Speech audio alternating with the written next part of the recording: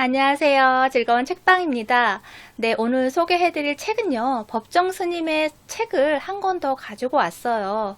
왜냐면 이제 법정 스님이 오래전에 입적을 하셨기 때문에 더 이상 그분의 말씀을 들을 수가 없기 때문에 생전에 쓰셨던, 그리고 말씀하셨던 그런 부분들을 엮어서 쓴 책이에요. 어떤 책이냐면, 산에는 꽃이 피네라는 책이에요. 산에는 꽃이 피네.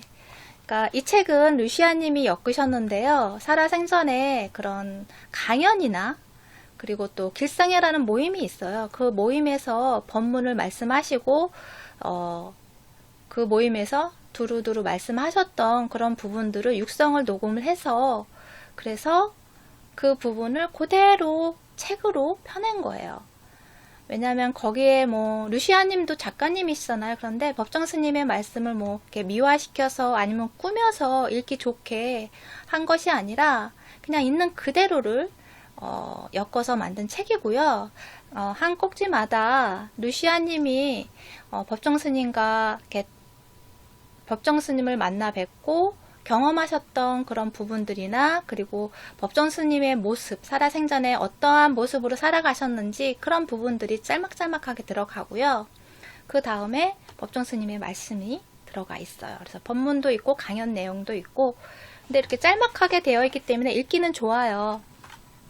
이렇게 짤막짤막하게 들어가 있고요. 그리고 또 법정 스님이 수필집을 많이 쓰셨잖아요. 그 수필집의 내용도 조금씩 들어가 있고 그래서 좋은 내용들이 참 많아요.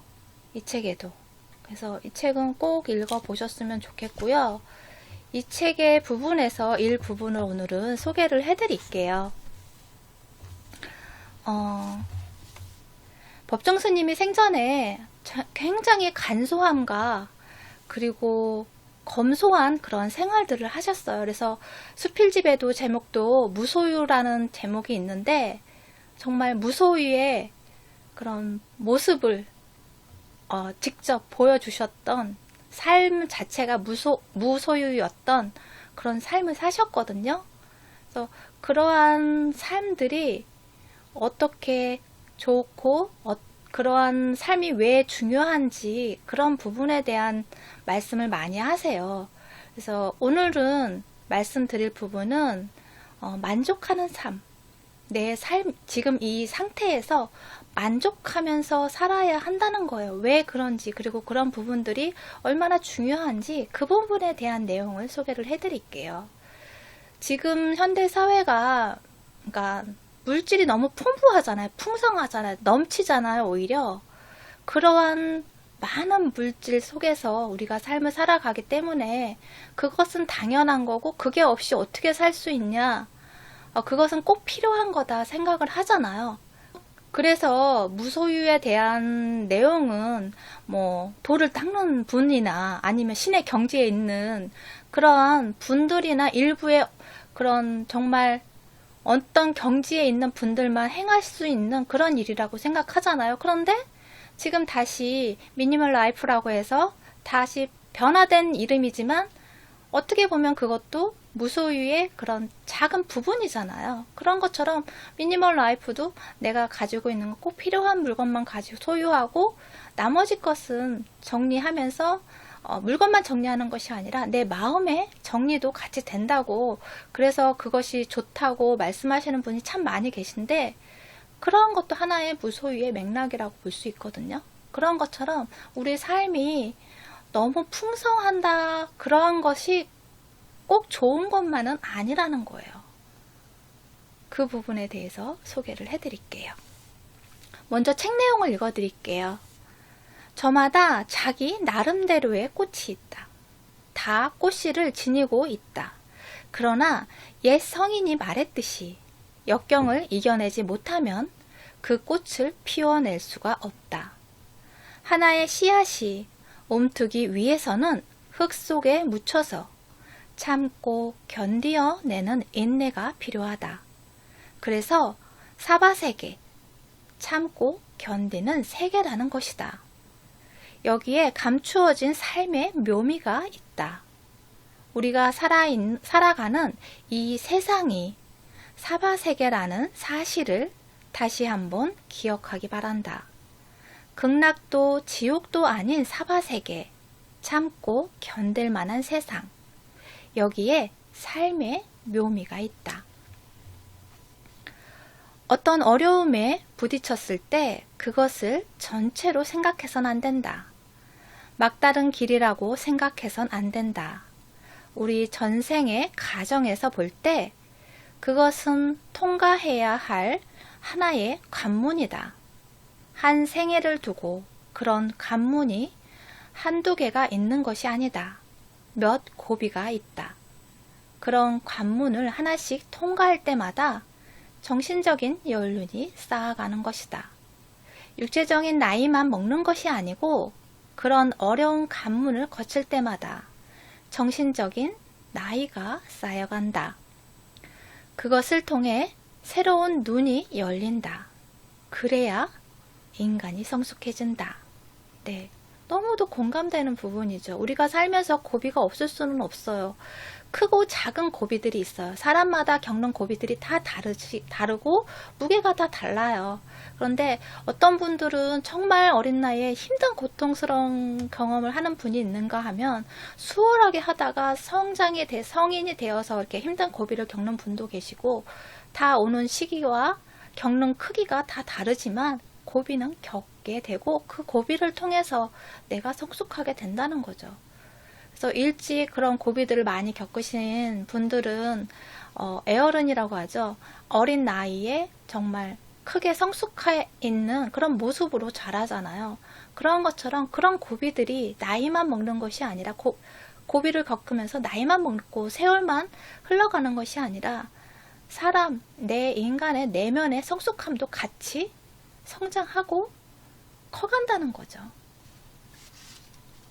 또 읽어드릴게요.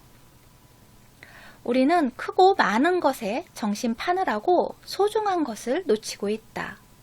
그동안 우리는 너무 잘 살려고만 했기 때문에 작은 것을 갖고는 만족할 줄을 몰랐다. 무엇을 갖고도 만족할 줄 모른다. 많이 가진 사람은 많이 가진 대로, 적게 가진 사람은 적게 가진 대로 만족할 줄 모른다. 고뇌에서 벗어나고자 한다면 먼저 만족할 줄 알아야 한다. 만족할 줄 아는 것은 부유하고 즐거우며 평온하다. 그런 사람은 맨 땅 위에 누워 있을지라도 지극히 편안하고 즐겁다. 그러나 만족할 줄 모르는 사람은 설령 극락이나 천상에 있을지라도 흡족하지 않을 것이다. 만족할 줄 아는 사람은 겉으론 가난한 듯 하지만 안으론 부유하다. 왜냐하면 자기 현실에 만족하고 있기 때문이다.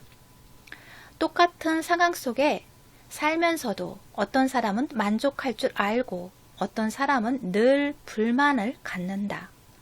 만족할 줄 알면 긍정적으로 받아들여서 모든 게 긍정적으로 일이 풀린다. 그러나 만족할 줄 모르고 거기서 다시 또 뭔가를 하려고 하면 자기 앞에 돌아온 목까지도 걷어차 버린다. 네. 내 삶에 내가 가지고 있는 것에, 내가 누리는 것에 만족할 줄 알아야 한다는 거예요. 그럼으로 인해서 내 마음이 평온해지고 그리고 즐겁게 살아갈 수 있다는 것이죠. 그러니까 내가 가지고 있는 것 안에서 행복을 누릴 줄 알아야 한다는 거예요. 그렇지만 여기서 또 하나 말씀드리고 싶은 것은 이렇게 만족하면서 살잖아요. 그런데 그 만족 안에서 이렇게 멈춰 있다고 해야 되나요? 정체해 있지는 말라는 말씀도 하세요. 왜냐하면 고여있는 물이 썩잖아요.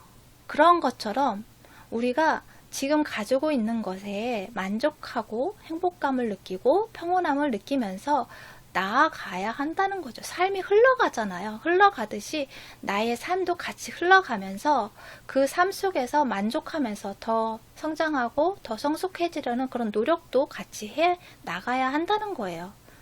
꼭 만족한다고 해서 그 안에서 머물러서 멈춰 있으라는 것이 아니고 계속 나아가라는 거죠. 또 이어서 읽어드릴게요. 노자는 도덕경에서 이렇게 말하고 있다.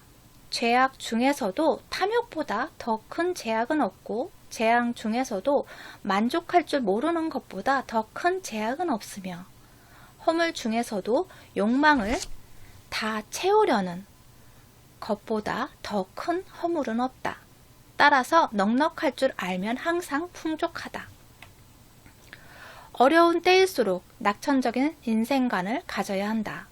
덜 가지고도 더 많이 존재할 수 있어야 한다. 이전에는 무심히 관심 갖지 않던 인간관계도 더욱 살뜰히 챙겨야 한다. 더 검소하고 작은 것으로서 기쁨을 느껴야 한다. 우리 인생에서 참으로 소중한 것은 어떤 사회적인 지위나 신분, 소유물이 아니라 우리들 자신이 누구인가를 우리 자신이 누구인가를 아는 일이다. 나는 누구인가? 스스로 물어야 한다. 이런 어려운 시기를 당했을 때 도대체 나는 누구지? 나는 누구인가? 스스로 물어야 한다. 우리가 지니고 있는 지위나 직위나 돈이나 재능이 중요한 것이 아니라 그것으로서 우리가 어떤 일을 하며 어떻게 살고 있는가에 따라서 삶의 가치가 결정된다. 내가 어려울수록 무언가를 채우려고 욕심을 내고 탐욕을 부리고 그러는 것이 아니라 그것은 나를 어떻게 보면 더 구렁텅이 속으로 빠지게 만드는 그러한 일밖에 되지 않는다는 거예요. 내가 어려울수록 긍정적인 생각을 해야 하고 그리고 또 낙천적인 인생관을 가지려고 노력을 해야 한다는 거예요. 그리고 주변에 관심 가지 않았던 지금 여기서 말씀하셨던 부분처럼 인간관계에 대해서 더 살뜰히 살피고 그리고 또 그런 주변에 내가 같이 공유할 수 있고 같이 함께 할 수 있는 사람들이 있다는 것에 대해서도 또 감사할 줄 알아야 하고 또 어려운 때일수록 그러한 그럴 때 나에게 다가와주는 사람이 정말 진정한 친구고 가족이고 고마운 사람이잖아요. 그렇기 때문에 더 살뜰히 살피고 해야 한다는 거예요. 그것이 그 사람에 대해서 물질적으로 보답하는 것이 아니라 마음으로 그렇게 살뜰히 살피면 상대방도 그것을 알고 있기 때문에 마음으로 주고받는 것은 물질적인 것보다 더 큰 감동을 주잖아요. 그렇기 때문에 마음으로 그렇게 살뜰히 살피라는 거예요. 그래서 어떤 것이 소중한 것이고 그리고 또 나 자신에 대해서 더 알고 그러한 시간들을 많이 가져야 한다는 거예요. 내가 어려울수록 내가 힘들수록 나 자신에 대한 질문을 하고 스스로에 대한 질문을 하고 거기서 해답을 찾으려는 그런 노력들을 해야 한다는 거죠. 그래서 삶을 살아가는데 좀 더 가치 있게 살아가기 위해서 내가 어떻게 삶을 살아가야 하는지 그러한 지혜들도 담겨 있고 정말 많은 지혜들을 알려주시는 그러한 책이라고 볼 수 있어요. 그래서 이 책은 꼭 읽어보셨으면 좋겠어요. 네. 도움이 되셨나요? 네, 구독과 좋아요도 부탁드릴게요. 지금까지 들으셔서 감사합니다. 다음 시간에 또 만나요.